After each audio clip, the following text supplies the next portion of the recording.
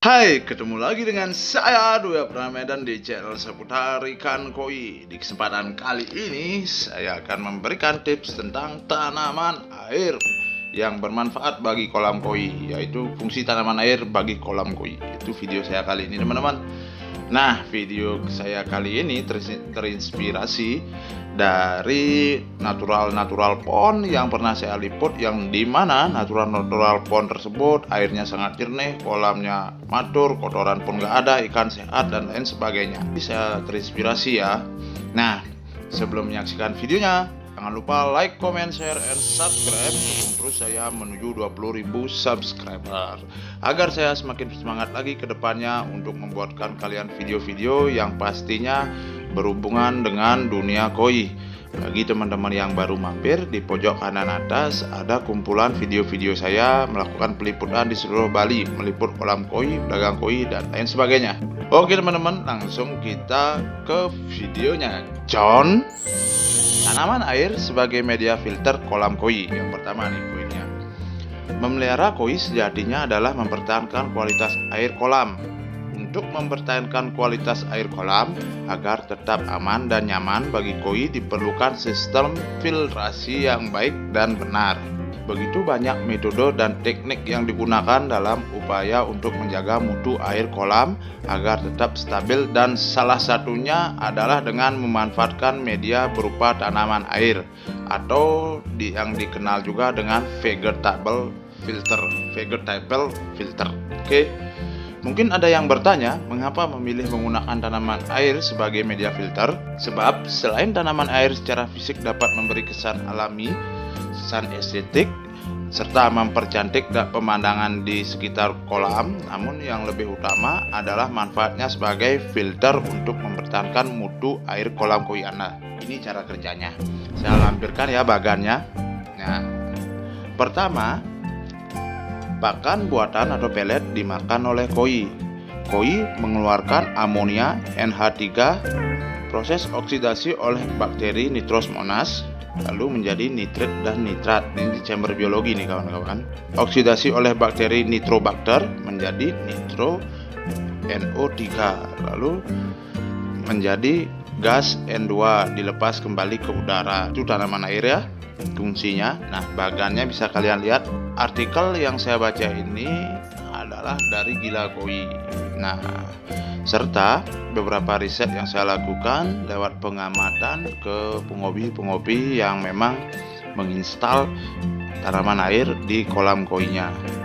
Dari skema di atas, siklus nitrogen tersebut bisa diketahui bahwa sesungguhnya yang membuat kualitas air kolam menurun adalah terutama karena adanya kotoran koi selain sisa pakan dan kotoran organik lainnya. Mengapa demikian? Sebab kotoran koi mengandung amonia NH3. Amonia adalah zat yang paling berbahaya bagi kehidupan koi yang dapat meracuni koi jika larut di dalam air kolam melebihi batas toleransi. Amonia setelah diurai oleh bakteri Nitrosmonas atau bakteri nitrit akan berubah menjadi nitrit NO2. Nitrit juga merupakan zat yang dapat membahayakan koi, namun efek beracunnya masih di bawah amonia. Kemudian nitrit diurai kembali oleh bakteri Nitrobacter atau bakteri nitrat menjadi nitrat NO3. Nitrat adalah zat yang tidak berbahaya bagi koi, namun jika kadarnya berlebihan membuat air kolam koi tidak bisa tampil bening, jernih, kehijauan, atau yang lebih dikenal dengan bom algae, karena pada dasarnya algae memakan nitrat. Itu teman-teman. Bagaimana peran tanaman air di dalam siklus ini? Tanaman air memerlukan zat nitrogen dalam kehidupannya. Oleh sebab itu, tanaman air menyerap nitrogen terutama yang terkandung di dalam nitrit dan sebagian dari amonia. Dengan demikian, semakin banyak tanaman air dengan akar yang lebat, maka semakin besar pula daya serapnya terhadap nitrit dan amonia. Bisa kalian lihat di pojok kanan atas, saya lampirkan linknya beberapa atau kumpulan kolam-kolam natural ya. Nanti linknya tinggal klik bagaimana kejernihan airnya, kalian nilai sendiri. Jika amonia banyak diserap oleh tanaman air, maka hal ini tentu akan sangat membantu mengurangi bahaya racun amonia bagi koi. Selain itu, tanaman air juga menyerap nitrit sebagai makanannya sehingga membuat air kolam tetap tampak jernih, celing, bening, dan lain sebagainya, tergantung istilah kalian ya. Di mana sebaiknya tanaman air diletakkan? Bagaimana kita ketahui bahwa koi adalah pemakan segala atau omnivora, termasuk memakan tanaman air? Jika tanaman air diletakkan dalam kolam utama, maka koi juga dengan mudah akan menghabiskannya, disikat loh. Oleh sebab itu, sebaiknya tanaman air diletakkan pada bagian yang terpisah dari kolam utama, yaitu di dalam ruang filter atau ditempatkan pada bak tersendiri di bagi shower, namun masih berada dalam aliran sirkulasi air dalam sistem filtrasi kolam koi. Bisa diletakkan di bagi shower yang masih dalam kesatuan kolam koi, teman-teman. Karena diletakkan secara terpisah dengan koi, maka tanaman air dapat menjalankan fungsinya dengan baik sebagai media filter. Nah, poin selanjutnya, kombinasi sistem filter. Jika kolam Anda saat ini belum menggunakan tanaman air sebagai media filter, maka dapat dilakukan kombinasi dengan sistem filter yang sudah ada. Caranya adalah dengan mengalirkan air dari filter chamber terakhir menuju ke wadah yang berisi tanaman air sebelum air kembali masuk ke kolam, atau bisa juga dengan menempatkan tanaman air tipe mengambang seperti eceng gondok, apu-apu pada permukaan air di dalam ruang filter. Selain sebagai media filter yang mampu menyerap nitrat dan amonia, tanaman air juga menghasilkan oksigen yang dapat meningkatkan kandungan oksigen yang larut di dalam air kolam. Nah, koi juga memerlukan oksigen yang cukup dalam proses pernafasannya. Jika kadar oksigen yang larut dalam jumlah yang cukup banyak, maka koi juga akan merasa nyaman hidup. Jadi bisa menghemat penggunaan aerator juga nih ya, tanaman air nih. Wow, kita hemat listrik, estetiknya dapat, manfaatnya banyak. Manfaat lainnya adalah akar tanaman air yang lebat dapat berfungsi sebagai tempat persembunyian koloni bakteri yang menunjang berlangsungnya proses filter biologi. Wow, bisa menjadi filter biologi juga nih. Nah, selanjutnya teman-teman, 2. Tanaman air juga bisa menetralisir logam berat, mengendalikan pertumbuhan algae. Algae adalah penyebab terjadinya air hijau. Algae dan tanaman air memerlukan makanan yang sama, yaitu zat nitrogen. Jika terdapat banyak tanaman air, maka algae tidak memperoleh jatah makanan yang cukup sehingga sulit untuk tumbuh. Ya. Selanjutnya, fungsinya menstabilkan pH air kolam. Proses nitrifikasi yang dilakukan oleh bakteri dalam proses filter biologi akan meningkatkan keasaman air sehingga menurunkan pH. Sedangkan fotosintesis yang terjadi dalam tanaman air merupakan proses yang mengkonsumsi asam sehingga meningkatkan pH.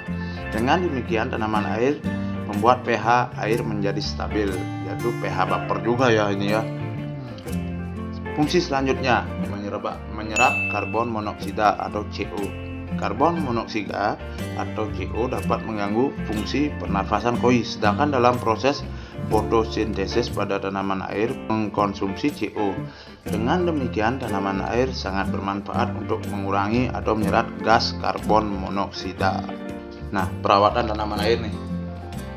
Agar dapat berfungsi dengan baik, maka tanaman air juga perlu dilakukan perawatan, terutama jika daunnya sudah terlalu lebat. Sebab daun tanaman air yang sudah kering atau yang terlepas dan jatuh lalu membusuk di dalam air juga akan menimbulkan zat amonia yang bisa meracuni koi. Oleh sebab itu, secara periodik intensitas tanaman air perlu dikurangi dengan cara dipotong daunnya atau diangkat sebagian dengan maksud agar dapat berfungsi secara optimal sebagai media filter. Nah, untuk jenis-jenisnya teman-teman, jenis tanaman air yang bisa digunakan sebagai media filter.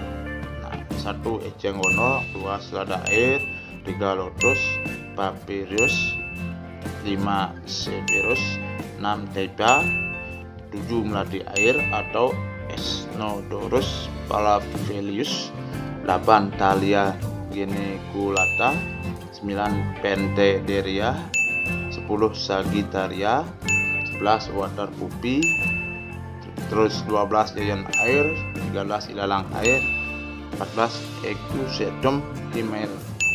Susah banget loh tulisannya teman-teman, saya bacanya aja sulit. Nah, mungkin hanya itu teman-teman yang bisa saya sampaikan.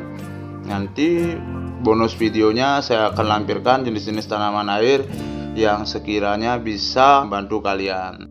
Bagi teman-teman yang suka dengan video saya, like, comment, share, and subscribe. Dukung terus saya menuju 20.000 subscriber agar saya semakin bersemangat lagi dalam pembuatan video-video selanjutnya yang pastinya akan selalu berhubungan dengan koi, kolam koi, dan dunia koi.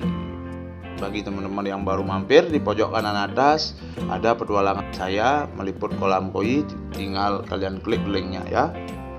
Dan bagi para senior nih yang menonton video ini, saya mohon maaf jika ada kesalahan, baik penyebutan jenis tumbuhannya, fungsinya, dan lain-lain ya.